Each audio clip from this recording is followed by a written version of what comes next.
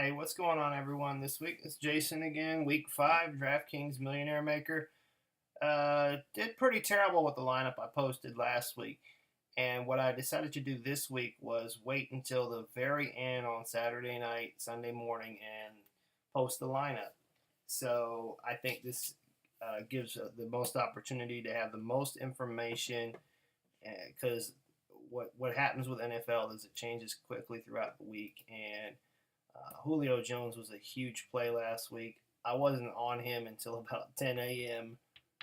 Sunday morning, and I put a lot of him in my lineups, and it was very successful. But what I want to try to do is post some better lineups for y'all out there. I think it helps to do your own research all the way up until kickoff. But I want to do a little bit better on my videos as far as what I've been posting lately. And this week, in addition to the GPP lineup, I'm going to post a cash game lineup as well within this video. So here goes. All right, for the GPP, the Millionaire Maker on DraftKings, there's a lot of different ways you could go at quarterback this week. I think the most popular plays are going to be Brady, Roethlisberger, Aaron Rodgers, Andrew Luck, and there's some people talking about Brian Hoyer, and I think even Fitzpatrick. I'm a little weary of Fitzpatrick down there at 5,100. He's very cheap, but he's played very poorly this year. And on the road in a hostile environment in Pittsburgh, I'm a little nervous about that pick. I'm going to do something that I very rarely do, and I'm going to play the most chalky quarterback on the board in Tom Brady. And it's something that if I'm going to do, I've got to be a little bit more creative when I'm making this lineup, especially it being a GPP. And what I'm going to do is I'm not going to go to Edelman. If anybody's seen the reports, Edelman had a foot scare again this week in practice. They said it's not that serious, but I'm going to just err on the side of caution, and I'm going to fade Edelman in this spot, and I'm going to go down to his wide receiver 2, who is going to be extremely low owned, Chris Hogan. And another statistic to look at, too, is the Cleveland Browns defense gives up a considerable amount more points and yardage to wide receiver 2s as opposed to wide receiver 1s. So if Edelman's out there, he might make a good decoy in his spot, and Chris Hogan could be open for some big plays. So I'm also going to stack him with Martellus Bennett. There's still some reports with Rob Gronkowski that his hamstring is not quite fully healed. He's very expensive up there at 6,500. So to make this stack very economical, I'm going to go with Martellus Bennett, who's in a great spot against the defense that's just dreadful against tight ends. And to continue with this, what very few people are doing is making a full game stack out of this with Terrell Pryor Sr., who is forgotten about after last week. You know, he had the high ownership last week. People were trying to ride the train into Washington, you know, after he scored 34 points in Miami. Didn't quite work out. Now, people are off of him again, and this is probably the spot where he comes back and has a much better game, because they're going to utilize him in a similar fashion as the way they used him against Miami, because they know that they're up against a huge challenge in fighting the Patriots in this game. And so he may line up at quarterback a lot more than he did last week. So keep that in mind. Terrell Pryor, very sneaky play at 5,800.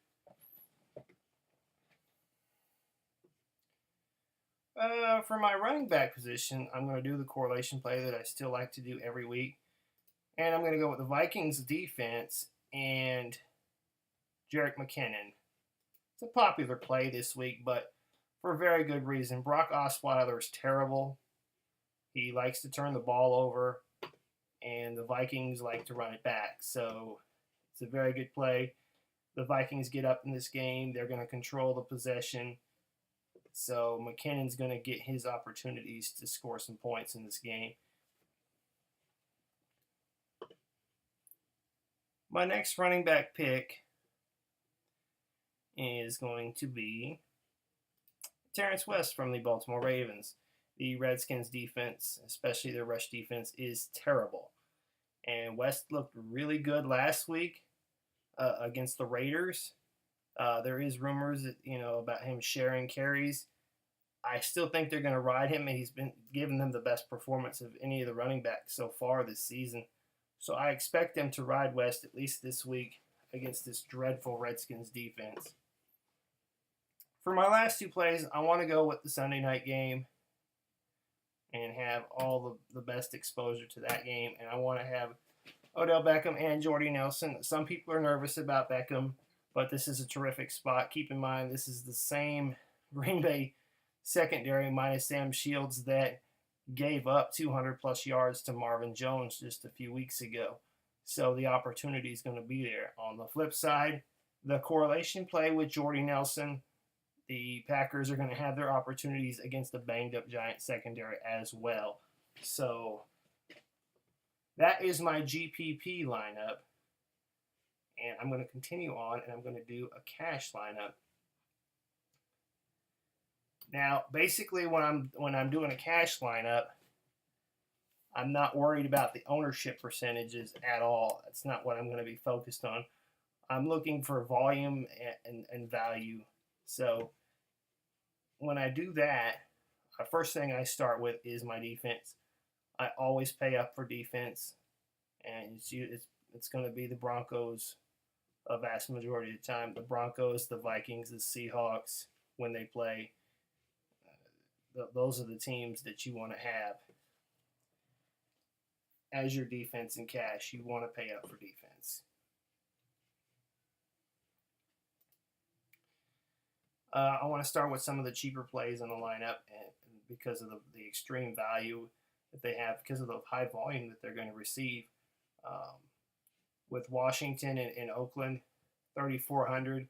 With Latavius Murray out, he's going to get an extremely high amount of carries for such a cheap price, and that's something you definitely want to have in your cash lineup. It may not have this huge ceiling where he could give you 25 to 30 points, but he's definitely going to give you a solid amount, hopefully 15 points, which could give you 5x value. And it's just a terrific opportunity to get that in that price range. And for the wide receiver, I'm going to start with Cameron Meredith, expected to be the starting wide receiver for the Chicago Bears. Kevin White's on injured reserve. Eddie Royals expected not to play. Alshon Jeffrey still banged up. He comes in at min price at $3,000. You can't beat that. He's going to get some targets against this porous Indianapolis defense. It's getting a little bit better, but you still can't ignore this price at $3,000.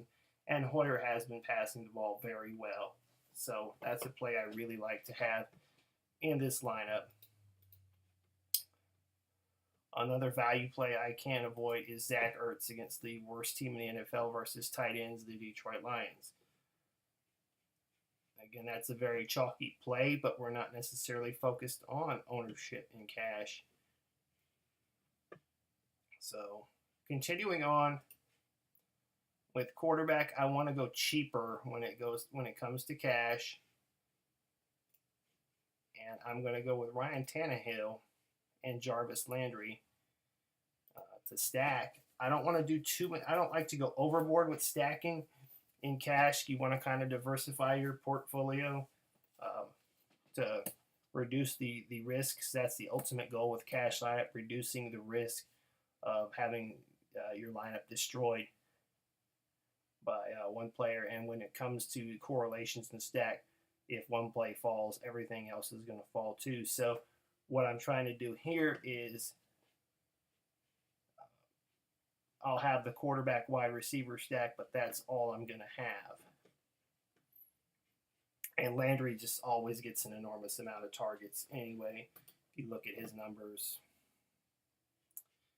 and you look at his targets, it's double digit all the way. My other running back pick, a guy that's been forgotten and who's been remarkably consistent this year, is Frank Gore. He's put double-digit points up every week. And he's in a terrific spot at home, favored probably going to get more touches than he has in the past few weeks. And this is a really good spot for the ageless wonder of Frank Gore.